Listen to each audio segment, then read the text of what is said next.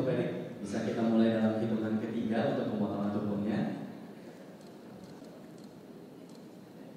1, 2, 3. Boleh berikan tepuk tangan dalam sesi prosesi pemotongan tumpeng HUT PSSI ke-94.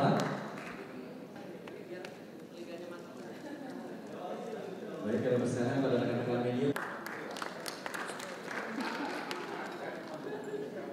Pada Bapak Rektorin, Bapak Zainuddin Amali dan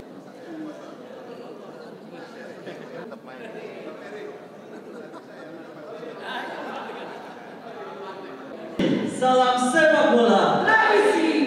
Luar biasa, boleh berikan tepuk tangan untuk para legenda timnas Indonesia. Seperti saya sudah sampaikan berulang kali, memang kan dalam pembenahan transformasi sepak bola yang dilakukan saya, Waketum, ya di sini ada Pak Zainuddin dan Ibu Ratitisa, Sekjen dan para exco, ya tidak mungkin transformasi itu langsung jalan gitu, kan itu perlu waktu, ya dan tidak mudah. Makanya selalu saya bilang pasti ada langkah demi langkah yang setiap tahunnya kita lakukan dan kita juga koreksi ataupun kita intervensi. Saya tidak mau ria, tidak mau sombong, tetapi langkah pertama kita ketika kita fokus pembenahan tim nasional sepertinya sudah ada hasilnya. Tapi itu pun tadi saya berikan catatan, sebelumnya ada juga program-program yang memang didorong waktu zaman Pak Zainuddin, ya atas instruksi Pak Presiden Jokowi waktu itu, bahwa ada persiapan menyeluruh untuk tim, sehingga pada saat SEA Games ataupun tadi malam kan beredar 9 pemain inti, ya benar. Tapi tidak hanya dari SEA Games, udah ada program sebelumnya. Nah inilah yang saya juga lakukan sekarang di tim nasional bersama PSSI, mempersiapkan juga tidak hanya tim yang sedang tanding, sekarang yang U17 putra sudah di Jogja, ya training, yang putri juga kemarin sudah diumumkan, sudah akan persiapan, nanti U20 juga Coach Indra mempersiapkan. Ini yang saya bilang program berkelanjutan, karena nanti hasilnya jangan sampai yang kita punya generasi emas hari ini, ya 3-4 tahun lagi tua, tidak ada pelapis. Nah itu yang sering kita ya lupa melakukan tadi, program keberagaman. Tadi Pak Roni lihat di bajunya tuh, tur tahun 74-76 ke negara-negara Nederland, tapi habis mungkin tahun 80-an ini nggak ada lagi programnya. Nah ini hal yang saya mau tadi, sinkronisasi ke depan kita harus jalankan. Dan bersamaan tahun ini kita akan ada perbaikan yang namanya juga tadi sinkronisasi bersama Liga. Ya, bahkan tahun 2027 itu dari sekarang seperti apa? Liga dan bagaimana tim nasional. Memang ada yang bilang, kok nggak dipersiapkan dari kemarin? Ya namanya juga kita baru bebenah kan, nggak semuanya juga langsung bisa dilakukan seperti kita ngebalikin tangan gitu. Dan perlu ada persiapan segala. Dan ini yang saya lakukan bersama Exco, Waketum, Sekjen. Ya pembenahan liga akan menjadi ini, dan tetapi yang nggak boleh menjadi stigma terekam ya bahwa PSSI itu hanya ngurusin liga, enggak. Tugas utama PSSI itu mengurus tim nasional, baru bersinergi dengan liga seperti di negara manapun. Ya. Soal hasil semalam mungkin Pak, menang lawan Australia membuka menuju perempat final ke sekaligus juga final dan Olimpiade mungkin Pak. Ya. Dan juga Justin Hubner prosesnya begitu cepat Pak, dari main di Osaka terus merapat ke Qatar, gimana Pak ceritanya? Tentu kita ingin semua pemain terbaik kita main. Tetapi tentu karena ini bukan FIFA Matchday, ya kembali kita hanya bisa mengontrol pemain yang bermain di liga kita. Nah, karena itu sejak awal saya meminta kontribusi lebih daripada klub dan liga. Dan mereka memberikan, sehingga berani bersama-sama punya komitmen liga diberhentikan sementara, pemainnya gabung, baru liga mulai lagi. Itu saya mengucapkan terima kasih. Nah, tetapi pemain-pemain kita yang di luar negeri ya memang perlu lobby-lobby khusus. Seperti Marcelino, alhamdulillah bisa datang. Iva, Rafael bisa datang. Tetapi pemain yang sekarang sudah menjadi tim utama seperti Elkan misalnya, ya sampai hari ini kita belum bisa menarik gitu. Nah, untung saja Nathan dan Justin dengan lobby-lobby kami dari PSSI, ya kita 24 jam melobi, akhirnya pemain bisa dilepaskan. Tetapi ini loh yang saya mau kasih catatan, bahwa pemain Indonesia yang di Amerika atau di Eropa atau di benua Asia lain pun jangan pernah juga nanti dipikirkan itu setengah Indonesia. Mereka pemain Indonesia, buktinya kemarin Nathan sampai ya langsung main, Justin sampai langsung main. Artinya apa? Jangan pertanyakan itu. Jangan pernah memecah-mecah lagi, oh ini diaspora, ini Indonesia, semuanya pemain Indonesia. Kebetulan ada yang main di Indonesia, ada yang main di luar negeri. Nah, jadi saya sih melihat ya ini komitmen semua. Jadi bukan hanya saya pribadi, semua dari PSSI, klub, liga, para pemain yang kemarin juga ketika lawan Qatar kita sudah dipukulin ya. Tapi terus saja dengan 9 pemain masih bisa ya bermain sampai menit terakhir ya, tidak banyak gol. Ya, tidak banyak gol, hanya 2-0. Ya. Nah, kemarin kita kasih lihat lagi bahwa loh, ya inilah Indonesia baru yang dimana kita punya tim sepak bola yang punya standar tinggi gitu. Ya, Australia kita kalahkan 1-0. Nah, tapi berpuas diri tidak, kita masih ada Jordan. Targetnya apa? Ya menang lagi maunya. Baru kita bicara masuk 8 besar. Masuk 4 besar, masuk Olimpiade. Jadi satu persatu lah ya. Tapi saya melihat tadi persiapan jangka panjang dengan hasil hari ini sebuah ya program yang berkelanjutan yang tidak bisa dipisahkan. Kalau Bapak ngeliat Jordania gimana Pak? Jordania kemarin cuma kalah 2-1 dan Qatar menang di menit akhir. Ya saya sih tetap optimis ya, tim Indonesia yang sekarang ini sudah standar Asia Tenggara bahkan Asia. Pak Erik izin Pak terkait makna 94 tahun buat PSSI ini Pak, kembali lagi Pak, seperti apa Bapak menyikapi hari ulang tahun ini Pak? Ya 94 tahun ini ya jangan hanya selebrasi 94 tahun, saya sudah interview dengan semua media. Tentu di zamannya saya sekarang saya ingin persiapkan yang namanya sistem fondasi dan tentu siapapun leadership yang masuk dia sudah punya hal yang progresif untuk kedepannya ya.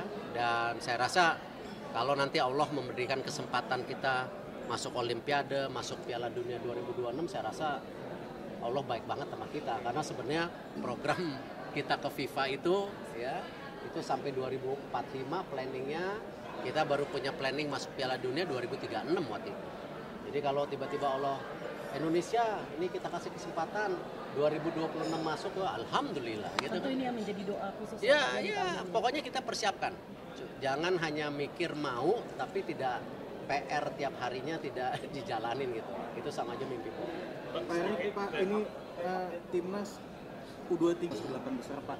Berpuas, imbang atau menang? Enggak, maksud saya artinya kalau lolos ke 8 besar kontrak Sintayong otomatis diperpanjang dong Pak. Loh, itu kan sebuah komitmen yang kita udah sepakatin sama-sama bahwa ada target-target untuk Coach Sintayong sebagai profesional dan dari saya sebagai profesional punya kesepakatan. Nah, jadi jangan dipolemikan gitu. Jadi sudah ada hal-hal yang disepakati, ya. Pertanyaan media juga, gimana kalau nggak lolos 8 besar? Ya itu baru penilaian yang berbeda gitu. Tetapi saya bersama PSSI kita berdiri tegak di atas wilayah profesionalisme. Ketika kita bersepakat itu yang kita pegang. Ya, puas nggak? Ya puas.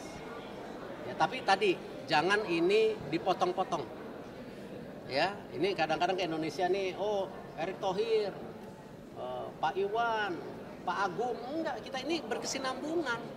Kalau kita mau bersinambung, yang tadi saya bicarakan lagi berulang-ulang, juara SEA Games itu bukan karena SEA Games, kebetulan Pak Zainuddin waktu itu Menpora atas instruksi Presiden mempersiapkan untuk U20 yang akhirnya punya TC jangka panjang dan hasilnya di SEA Games.